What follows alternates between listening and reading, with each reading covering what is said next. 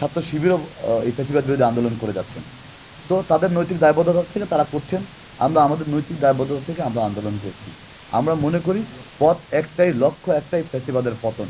সুতরাং ফ্যাসিবাদের পতনের যে লক্ষ্যে আমরা সবাই অভিন্ন রয়েছি।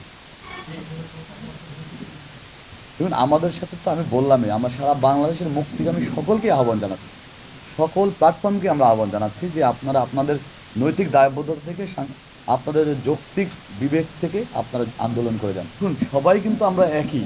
কিভাবে আমরা এক? সবাই আমরা ফ্যাসিবাদের পতন চাচ্ছি, আমরা নিরপেক্ষ নির্দলীয় সরকারের অধীনে নির্বাচন চাচ্ছি। কাজ করার ভিন্ন ভিন্ন প্ল্যাটফর্ম হলো মানসিকভাবে, মনস্তাত্ত্বিকভাবে, নৈতিকভাবে সবাই ফ্যাসিবাদের পতনের চেষ্টা করছে। সুতরাং আমি মনে করি সারা বাংলাদেশে ফ্যাসিবাদ বনাম গণতন্ত্রকামী মানুষের যুদ্ধ হচ্ছে। আমি মনে করি আওয়ামী লীগ বনাম সারা বাংলাদেশের শান্তিকামী মানুষ, গণতন্ত্রকামী মানুষের যুদ্ধ হচ্ছে, আন্দোলন হচ্ছে। সুতরাং ফ্যাসিবাদের যারাই পতন চাইবে তাদের সাথেই আমাদের একটা মানসিক ঐক্য রয়েছে বলে আমরা বিশ্বাস করি। দেখুন, এটা তো বাংলাদেশ জাতীয়তাবাদী দল বিএনপি আহত কর্মসূচি। এখানে ছাত্র সংগঠন আমরা তাদের একটি উপাদান মাত্র, নিয়ামক মাত্র। সেখানে আমার ফ্যাসিবাদ বিরোধী ছাত্র ঐক্যের সকল নেতৃবৃন্দের সাথে আমরা সার্বক্ষণিক আমাদের আলোচনার মাধ্যমে আমরা সিদ্ধান্ত গ্রহণ করি। তারা প্রত্যেকে এই ফ্যাসিবাদের পতনে সরব রয়েছে, সব তারা অবশ্যই এখানে উপস্থিত হবেন এবং তাদের নিজস্ব আঙ্গিকে তাদের যে সংগঠিত করার সর্বোচ্চ সক্ষমতা নিয়ে ওনারা মাঠে থাকবেন।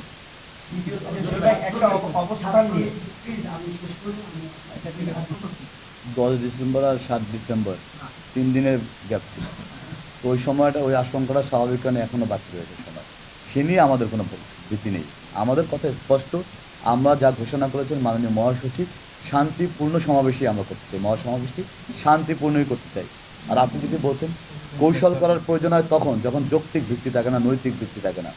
আমরা স্পষ্ট ঘোষণা করেই আন্দোলন কর্মসূচি ঘোষণা করব এবং আমাদের এই কর্মসূচিতে গণমানুষ সম্পৃক্ত হতে পারে সেই ধরনের কর্মসূচি করেই কিন্তু আমরা এই ফ্যাসিবাদের পতন ঘটাবো এবং একটি সফল ছাত্র গণ অভ্যুত্থানের মাধ্যমে ইনশাআল্লাহ এই ফ্যাসিবাদের পতন হবে, গণতন্ত্র মুক্তি পাবে। আমরা যখন তারুণ্যের রোড মার্চ করেছি, তারুণ্যের পথসভা করেছি, তারুণ্যের যত কর্মসূচি দিয়েছি, আপনি লক্ষ্য করবেন আমাদের প্রত্যেকটি মঞ্চে এসে সাধারণ শিক্ষার্থীরা স্বতঃস্ফূর্তভাবে বক্তব্য দিয়েছে। যেই ভাই আমার চাকরিচ্যুত হয়েছে, যে বোন আমার নির্যাতিত হয়েছে, প্রত্যেকে এসে তাদের স্বতঃস্ফূর্ত অংশগ্রহণ করে তারা তাদের বক্তব্য দিয়েছে। সুতরাং গণমানুষের কাছে, সাধারণ শিক্ষার্থীদের কাছে আমাদের মেসেজ খুব স্পষ্ট। গত 15 বছর ধরে আমরা আপনার অধিকার নিশ্চিত করার জন্য কাজ করছি।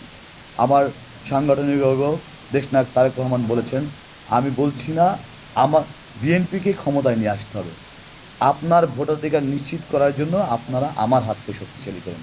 ঠিক একইভাবে জাতীয়তাবাদী ছাত্র দলের ঘোষণা দেশনায়ক তারেক রহমান যেভাবে বলেছেন, আমরাও বলতে চাই এদেশের সাধারণ শিক্ষার্থীদের ন্যায়সঙ্গত অধিকার নিশ্চিত করার জন্যই আমরা কাজ করছি।